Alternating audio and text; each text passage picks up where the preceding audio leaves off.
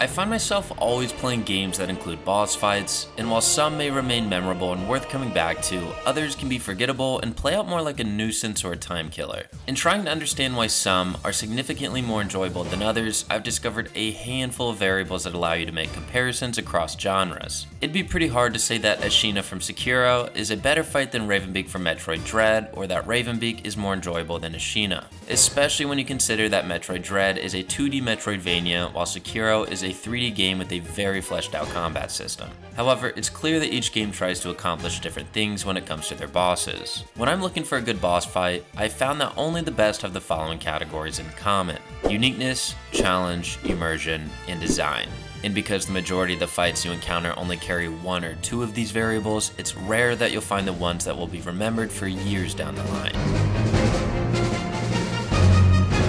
After only recently playing Sekirro, I found that the combat in this game is one of the most skill-based I've ever played, and when you fight Ashina for the second time, you are truly putting everything you've learned up to that point to the test. He has so many unique attacks, 2 phases, and great defense, and it's not just Ashina that has attacks unique to him. Every single boss in the game has their own set of moves for you to read and counter off of. Now, you could just say I'm bad at the game, however, where Sekirro is full of amazing bosses, they also have a downside. I'm always an advocate for challenging fights, but there is a balance to that, and from my experience in the Ashina fight, I found myself growing frustrated as it takes multiple encounters to even memorize his attack patterns, so the finish just seems so down the line and almost unfair in many ways. In my opinion, bosses should always feel beatable, but in Sekirro's case, there are many instances where you will die so much without ever feeling like you're making progress. And once you die, you have to wait through a loading screen, then have a short trek back before having to skip a cutscene, which just adds to that frustration. For me, it was more the fights themselves that was the root of the frustration. However, if you've played Soldiers, then you know those wait times are just absolutely ridiculous. If you're going to have an absurdly challenging boss fight, then it's probably a good idea to have quick respawn times as well. I definitely want to clarify that I overall love the combat system in boss fights in Sekirro, and that the satisfaction you get from defeating them is a great feeling even after being stuck on one boss for over an hour. But I do think there are a lot more approachable bosses that still offer great challenges.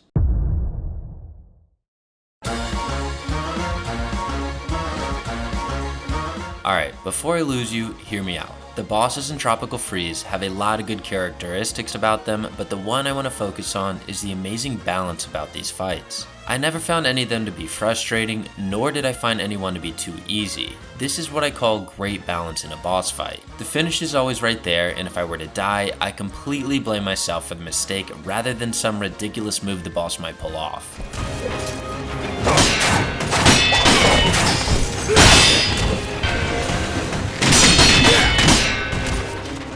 I believe a lot of 2D platformers do a great job with this balance. Games such as Hollow Knight and The Messenger have a surplus amount of bosses that are all difficult in their own right, but never feel out of reach, so they remain a fun experience even after losing a handful of times to them. Now, on the other side of this argument, you could say that maybe Sir Frederick is too easy for a final boss. While I still think he posed a good challenge, I think a better example to look at could be from the Mario franchise. Mario has managed to remain one of my favorite franchises while also having some of the most unfulfilling boss fights. I honestly don't think I can name one that really posed any significant threat across pretty much all the games minus the RPG ones. Now, where Mario lacks in challenge, it does make up for it in design. The bosses are usually always unique from one another and do a great job matching the lively themes of the franchise. There's no objective answer onto what makes a good boss design, however, you can relate it to what the game is trying to accomplish. Mario bosses are definitely never trying to strike fear into you, however, this is a complete different story for games such as The Witcher 3 or Elden Ring. These bosses are either huge or scary in some capacity and are pretty much always imposing. I remember chasing down the Royal Griffin in Witcher 3 just thinking like, I do not want to have to fight that thing. Now, despite being imposing, a lot of these boss fights in these RPGs fall into that cycle of just dodging and countering when they open up. Most of them don't have phases to the fight and really only carry a pretty basic moveset. So they all start to feel a little bit similar despite the design differences. Also, they lack the immersion aspect as many of them feel a bit too random. They're just some overworld bosses placed in different locations for some loot, which is okay considering you're incentivized to do these things. However, between that and the abundance of bosses, it can be easy for them to become forgettable. So how can a boss fight be considered good even if they don't present the greatest challenge?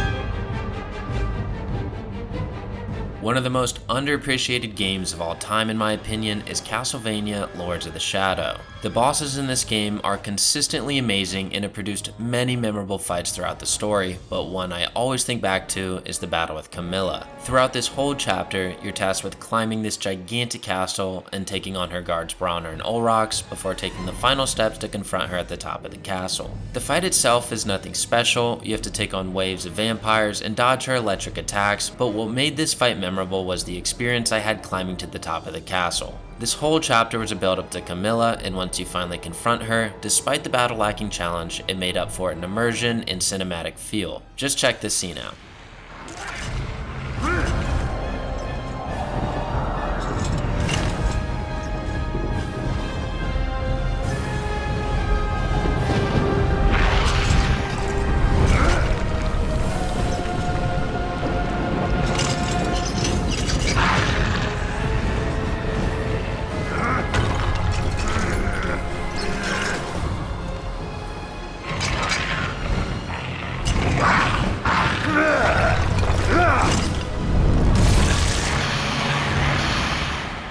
I could not have asked for a better way to defeat the Vampire Queen, and for this, I consider it one of my favorite battles of all time. Another immersive cinematic fight that I love is Ganondorf from Twilight Princess. For those that play Zelda games, you know they're very long, so the build-up is basically the accumulation of the rest of the game, and the fight here consists of 4 phases. Puppet Zelda, Beast Ganon, Ganondorf on horseback, and the final duel. Again, the fight here was not overly challenging, however, it made up for it by offering you this immersive experience. Come to think of it, I don't find most Zelda bosses to be too difficult, however they do a great job building up to each fight throughout the dungeons. I 100% accept my bias for preferring immersive fights over abundant challenging ones from games like The Witcher 3, as I think those are just preferences on the player. However, I have not yet mentioned a single boss that truly embodies all the qualities that can make a fantastic battle. It's time to talk about Majora.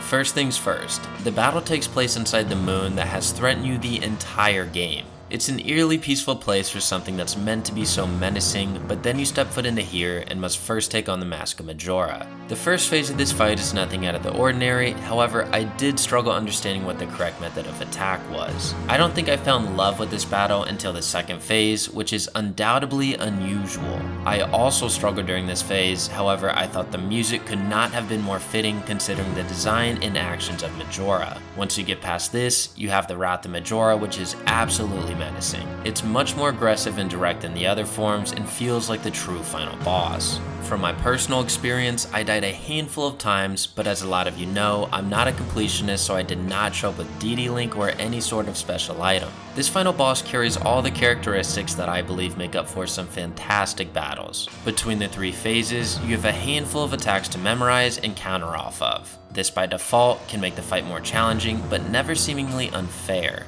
Now, where Majora I think is at its best is the immersion between the music and the setting. Each phase feels different from the last, and they each offer their own theme, with my favorite being from phase 2. It's just something so unusual to find in a final boss that I couldn't help but appreciate it. I'm sure many of you may disagree with this opinion, which is very fair, but from my experience, I thought it was one of the most captivating boss fights I've ever had.